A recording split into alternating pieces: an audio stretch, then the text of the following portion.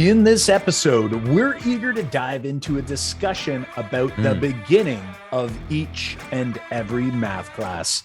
You got it. It's all about warm-ups. Yeah, stick around and you'll hear how the Math Mo-Maker community defines and implements warm-ups, why different approaches to implementing warm-ups can be helpful, and how you can be a little more choosy with your next math class warm-up in this jam-packed episode. Here we go. Welcome to the Making Math Moments That Matter podcast. I'm Kyle Pierce. And I'm John Orr, and we are from MakeMathMoments.com. We are two math teachers who together, with you, the community of math moment makers worldwide who want to build and deliver problem-based math lessons that spark curiosity, fuel sense-making, and ignite your teacher moves. Welcome, my friends, to yet another wonderful math episode here, where we're going to be talking about a very specific part of the math class, which is the warm-up. John, I don't know about you, but when you say math class warm-up to any other colleague, it can look and sound really different, right? Yeah, totally. And I think when I think warm up, I remember back to my very early teaching days where you're teaching, you're pre-teaching. What do you call that, Kyle? I'm blanking. The when you're like pre-service teaching. There you are. They're like, hey, you need something called a bell ringer. A bell ringer, right? That was like, you need to have something ready to go. So when the bell rings, you are into it, right? You are ready to go. Kids are active. And that could be a form of a warm-up. But Kyle, like math talks could be forms of warm-ups. I've heard of stand and talks. That could be a warm-up. Like there's so many different warm-up routines out there. And I think there's lots of folks listening now have been like, you know what, warm-ups are my favorite part of my lesson, or I get a lot of mileage out of my warm-up. Yeah, totally. And, when you were going back and talking about like the bell ringer, like, hey, like, let's get everybody working right away. Yeah. Some people are using them as almost like a means to keep students busy while they're doing attendance or while, they're collecting, like if you're in elementary, you might be collecting like, the pizza money or something, or, there might be a fundraiser, there's some other chaos going on, especially homeroom teachers, our secondary homeroom teachers as well. There's, things going on here. But really what we want to do is kind of dig in a little bit about, what is a warm up to us and, how can we do it effectively? And I'm going to let a little cat out of the bag, right, John? Like there's no one best way to use warm-ups. But I think in this episode, we're going to talk a little bit about some of the things we want to be thinking about so we can be more intentional about our warm-ups, and really trying to figure out what it is that we're trying to achieve specifically with each warm-up each and every single day. Yeah, Kyle, and before we hit record here, we were chatting about this topic, which we're like, yes, let's talk about this topic. I think it's a really important one. And when you go into classrooms now and teachers are using warm-ups, like I know how I used warm-ups throughout the course and how that warm-up has progressed from my end. But when you go into classrooms, what do you commonly see? And don't hold back. Like tell us some of the names of the routines. Like there's lots of websites out there that kind of give us great warm-up type activities. How long are you seeing these things last? That kind of stuff. Yeah, absolutely. And I see all kinds of different approaches. I see many of the approaches that I've used at some point. Sometimes I still use some of these ideas, but maybe not all the time. Something I see most commonly is, again, something that is almost like an extension of the previous day's lesson. Of, again, when we talk about the intentionality, it's like I'm doing my attendance and, I want to get the kids like a quick bit of practice in.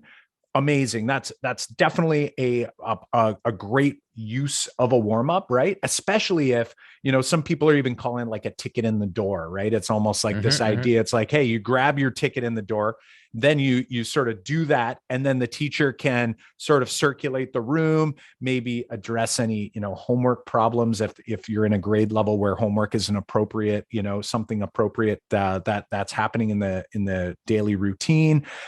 Or maybe there's just common challenges, right? They can stop and listen with students. But then I also see other things happening too, where you have some people who are using more, I'll call it like, is it, more new approaches to warm-ups? And, we have things like estimation 180 out there. We have which one doesn't belong. We've got even people using, like, John, your math before bed. Some of those prompts as like quick way to get students kind of talking and, engaged in the lesson. There's so many different things that you can see out there. And then, you have your other warm-ups too, which are just, again, just like a random problem. And, it's just sort of an expectation that students do it and it's taken up, and then you just sort of move along. So, John, what are you thinking like nowadays when you think about warm-ups and math class? Like, what are you picturing in your mind? And like, I guess, what are you thinking when you're starting to like think about, say, tomorrow's lesson in terms of like whether you're going to use it? Like, do you always use a warm-up, or is there some days where maybe it's not appropriate? Like, what's going on in your mind and with your thoughts on that? Yeah. So if you think back, like maybe 5 years ago when I started hearing or experimenting or getting some of these warm-ups that you just mentioned, like estimation of 180 from Andrew Stadell's, I think one of the first kind of websites that I was like, he has crafted these very unique estimation prompts in picture format, and one for every single school day.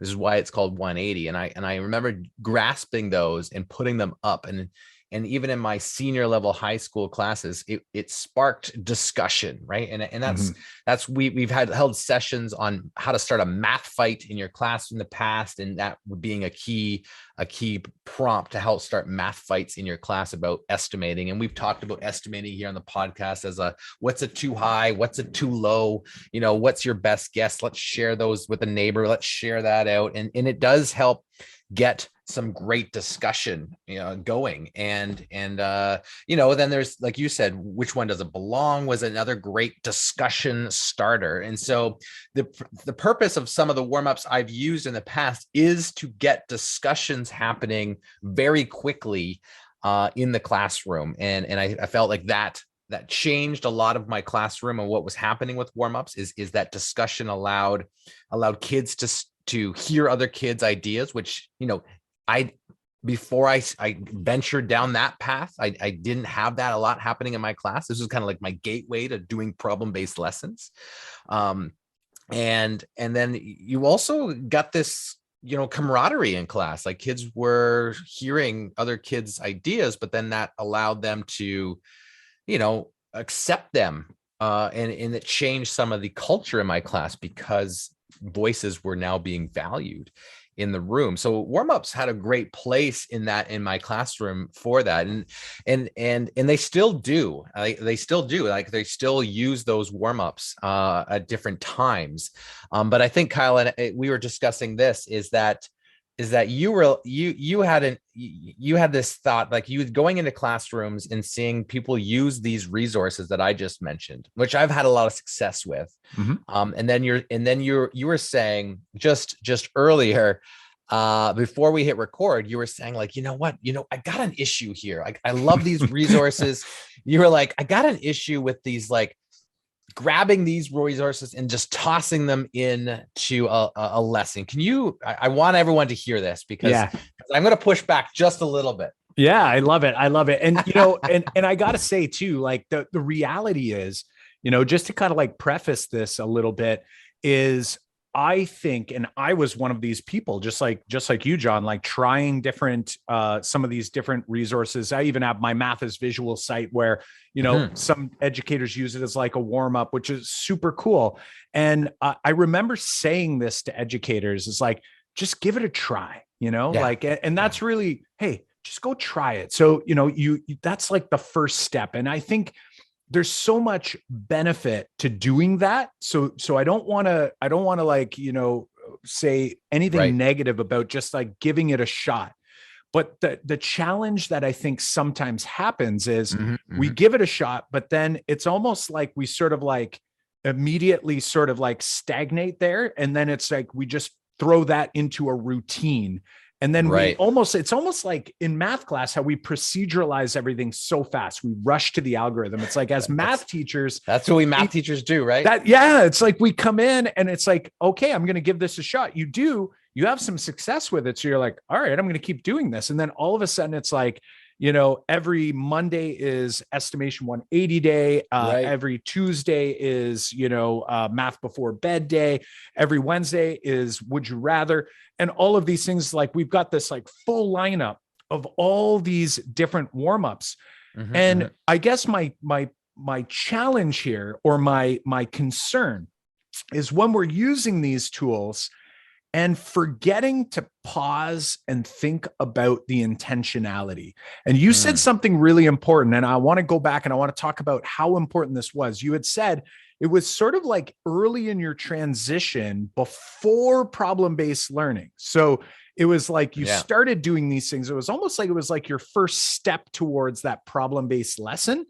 And that's amazing. And like, I do not want people like misconstruing what I'm saying and going like, oh, he doesn't want us using these tools. I think they're great. I just worry when we start using them. You saw students that were having great conversations. And I remember doing this too, John. Like in my class, it was pretty quiet typically, right? And it was like these warm-ups were a great way to improve the mathematical discourse in my classroom, to get students collaborating. That was a great first step. But then after we take those first steps, and once we start building that culture, I have to pause and I have to sort of like reassess, and I have to think about what's the goal now for my warm-up. So if my goal initially, well, first of all, the goal for me was like just to try it and mostly engagement. That was my initial goal. But then it was like, I quickly got this goal of like mathematical discourse. And I was like, okay, that's great. Getting kids talking in my math class. Awesome. But once that's happening and that becomes more of like a part of the culture, a part of the fabric of your classroom, you then have to start thinking and go, okay, do I need to commit my warm-up time all the time in order to get those things? Or can I get those things in other parts of my lesson? And could my warm-up time be leveraged for something else? Like, is that my specific student learning need that I want to dedicate those 15, 20 minutes or however long you were going to commit to that? Or is there something else that I could use? Or is it just like, it just varies based on the day or the week or the lesson, right? Right. Yeah. And that, so let me just be clear. You're saying, hey, these are all great as long as you have this particular purpose in mind. And maybe that purpose was discussion and engagement and getting that culture change. But then once we start proceduralizing it and saying, look, we're going to do it every Monday, Tuesday, Wednesday, and Thursday, Friday, every day is a different routine. Then all of a sudden it's like, today I've been doing this. We're going to do this activity over here, but we got to start with our warm up just because now it's, and I know like I have like colleagues that do exactly what I'm saying. And I hope, anyone who's listening, they're not thinking like, I'm not judging at all, but I guess I want everyone to kind of pause and go, okay, is it, and the answer might be that, yes, I need to continue doing estimation 180 on this day. And if that's the answer, rock and roll. But I just sometimes wonder whether we're actually thinking about it, or are we now just filling a place in our day? Because then, John, what's the number one thing that we hear from educators, including us, when we're in the classroom? We're always saying there's not enough time. There's not enough time to get through the curriculum. There's not enough time to, get through my lesson. I always run out of time before we get to the consolidation. Right. Or I can't work in any purposeful practice time in. Totally. So it's just sort of like when we hear those things, but then it's like, but we're essentially committing the first X number of minutes to certain tools and resources, I'm just kind of advocating for this, sort of like intentionality. And we go, wait a second, let's pause here and let's really start thinking about, it's almost like the pros and cons. Like you almost have to get the pros and cons. Like when I do this warm up, what are the pros? So, we listed some of them that you and I experienced. Maybe there's others that other people are experiencing. But then like, what are the cons? Like, so what am I giving up? Like when I say yes to this, I'm saying no to something else. And, another one I'm going to add on the list is everybody always says like, my, students struggle with fact fluency and with, flexibility with numbers and operations. And then I wonder, and I say, okay, well, is there a place where maybe a warm up could be more of like a number string of some type, right? Like a math talk, or, and maybe it's just for this week that you do that. And then maybe you shift back to some of these other ideas. But I guess it's just constantly like, I guess not getting too comfortable where it's like set and forget. Yeah. And this is the other thing too, John, I worry that it's like, if today is, would you rather day, and I just randomly pick one, it's like, am I getting the best bang for my, my time by randomly selecting one, or is there more intentionality by selecting one that's more connected to something we did last week or maybe a couple months ago that we could spiral back? Just some of the ideas that I think are really important for us to be thinking about. Definitely. These are all good points. And I think the students themselves, when you start setting them up on Monday, Tuesday, Wednesday and routining, I think I just made that word up, routinely making it, something that's always on that day. I think it can lose some of its effectiveness that way when you're like, we're always going to do it this day. And it's kind of like, it seems like a good idea to get kids into that routine, but I think it will, pushing that same type of routine can lose its effectiveness. But going back to that purposeful, this choice is really important. And I think that's where my pathway changed over the course of the years, was that it morphed into, we talked to so many teachers about spiraling over those last 5 to 6 years, Kyle, and helping teachers spiral their classrooms, which was, change in interleaving concepts. Instead of, mass practice one unit, you would take a unit and space it out and teach through problems that kind of bring in different strands of the course. And I know that we talk with many teachers to say, like, they're like, I don't know how to, I'm really worried about spiraling. And then one technique we gave them was like, look, you could take some time at the beginning of your your lesson and pick a warm-up that helps you spiral. Now, a warm-up could be the number talk, right? It could be a math talk. It could be an activity that gets kids up and thinking, at the walls. And maybe it's a low floor, high ceiling type thinking, but it was a way to like go, okay, look, I'm gonna do this topic here in this first 10 minutes.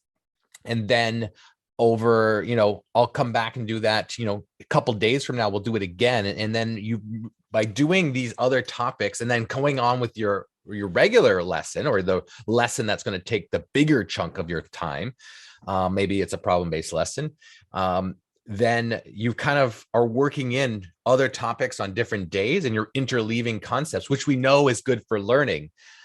There is that way to get warm-ups can be very productive as well.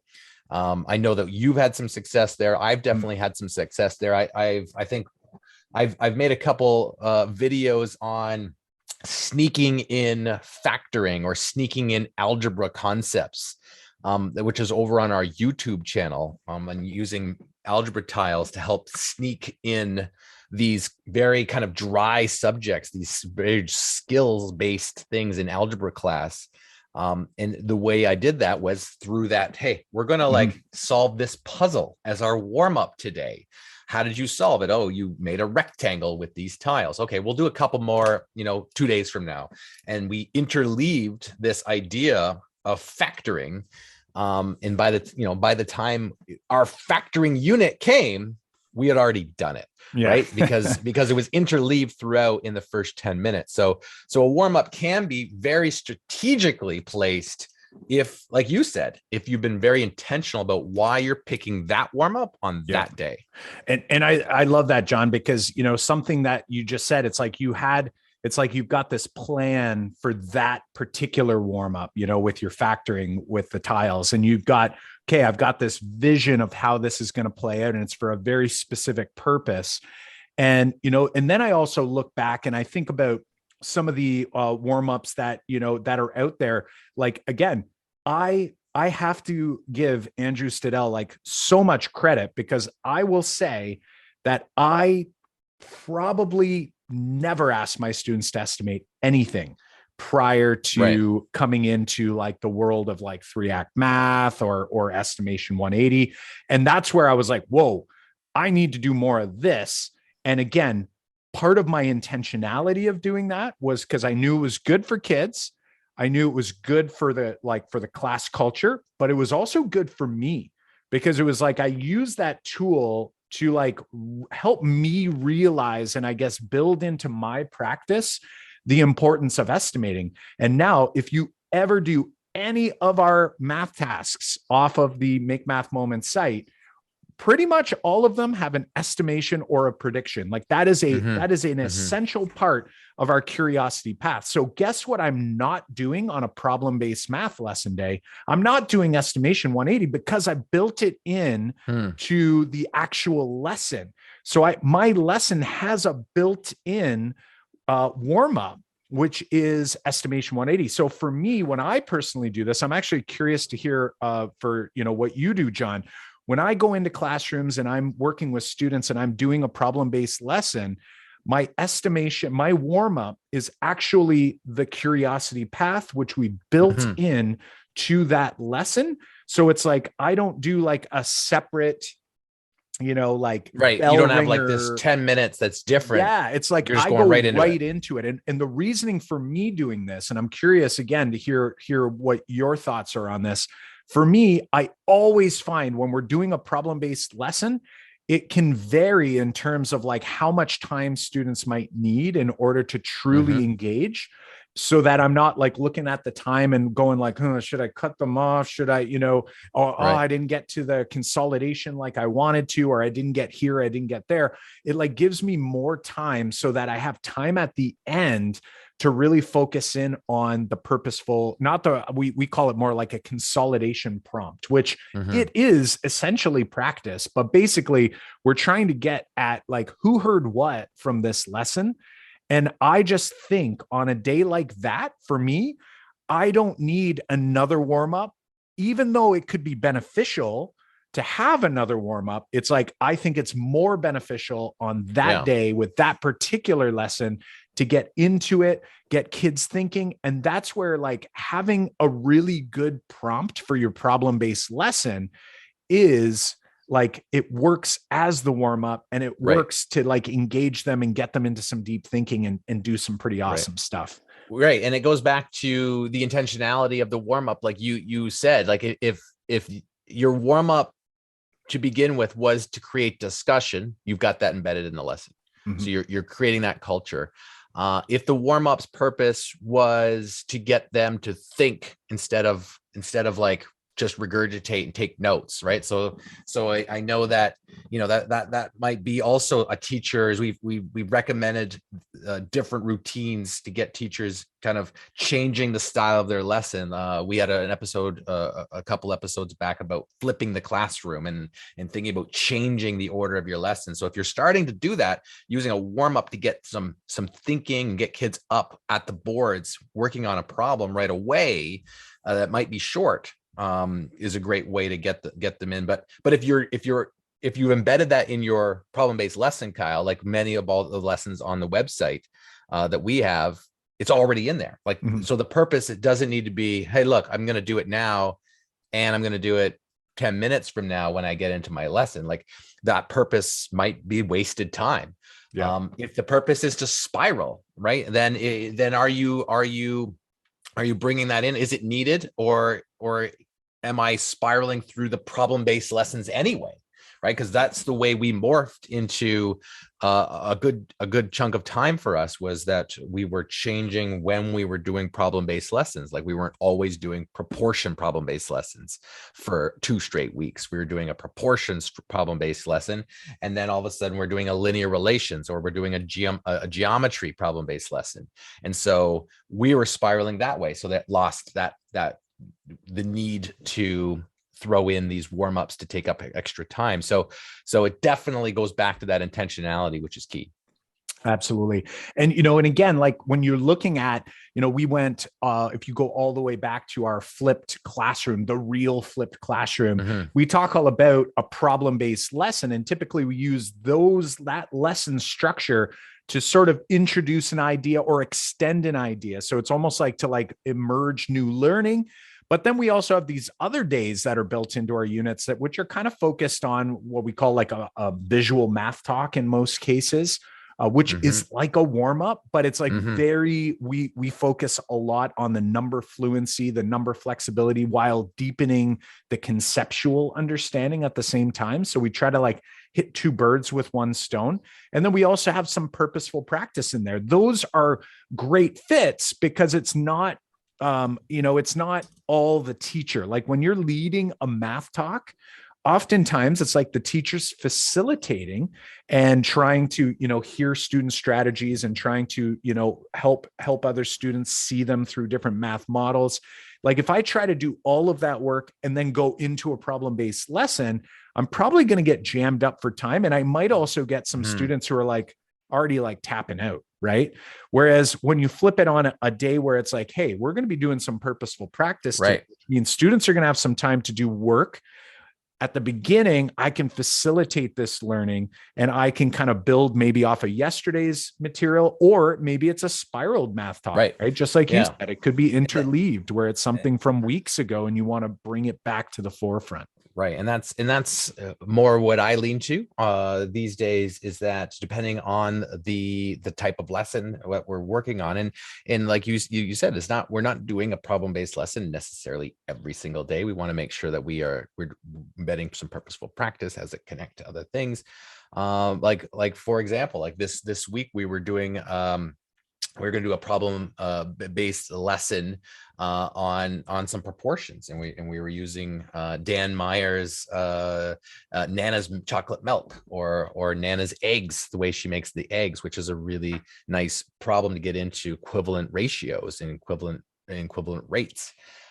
Knowing that I was going to get into that problem, and most of that problem ends up being a lot of purposeful practice. It doesn't take a ton of time to do that problem-based lesson. I knew that we were going to get into that, and we had time, and I wanted to do a little bit on exponents to kind of work in this exponents idea, kind of like I was sneaking in factoring, I'm sneaking in some exponent work, right? And so it was like, let's go to the boards and get some of that stand-up time, that discussion time on this low floor, high ceiling exponent task that took us, it took us 10 to 15 minutes, but knowing how long my next task was going to take. And then we pivoted towards this proportion task after. So knowing where you want to place those things can achieve those goals you're looking for, which are really big ideas, right? Like we want discussion. We want to make sure we get that. We want collaboration. We want to make sure we capture that every single day, and it can look differently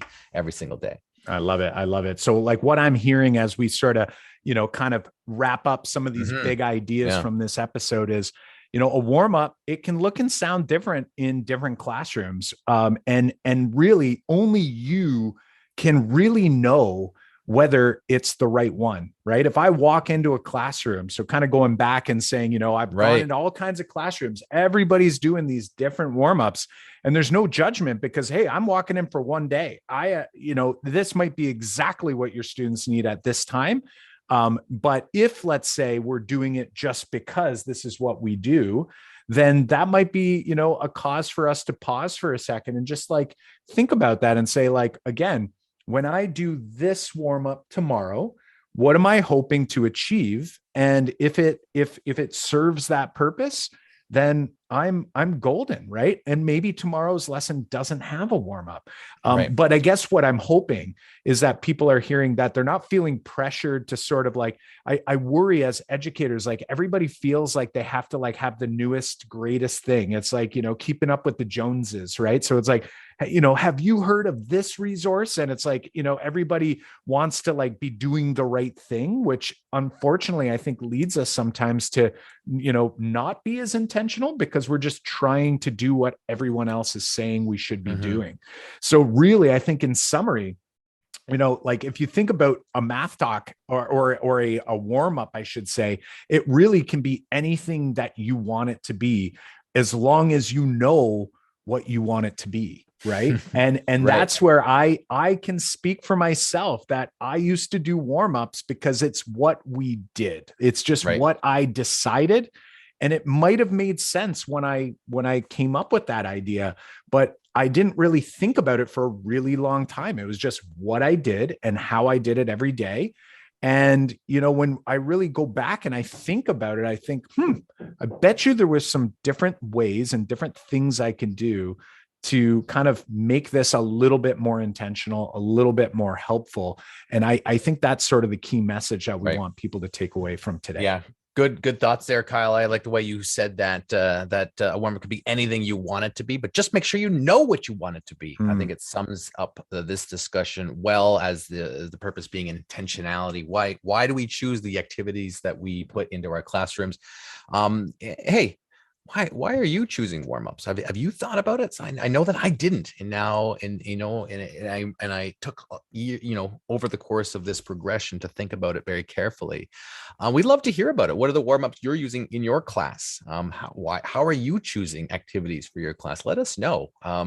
Let us know we got a few places, right, to let us know, Kyle. We've got our private Facebook group, Math Mo Makers K-12, over on Facebook. Find us over there. Let us know about that.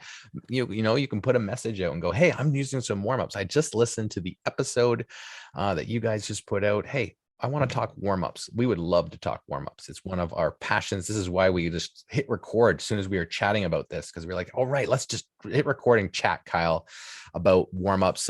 Where else, Kyle, can they tell us about what they're doing? Yeah, right on our website, we have a show notes page at makemathmoments.com/episode 174. This is our 174th episode. That is pretty crazy and mind-blowing. So head on over to makemathmoments.com/episode 174. And at the bottom, there's actually a comment box right there. You could actually throw your comment in. Right. Of course, our Academy members, those who are listening, keep up the awesome conversations inside the Academy forum, of course.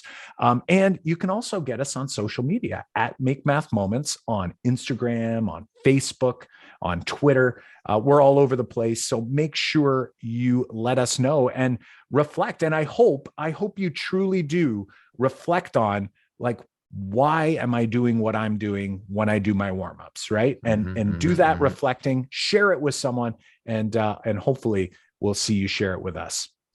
Awesome stuff there. Don't forget to hit the subscribe button.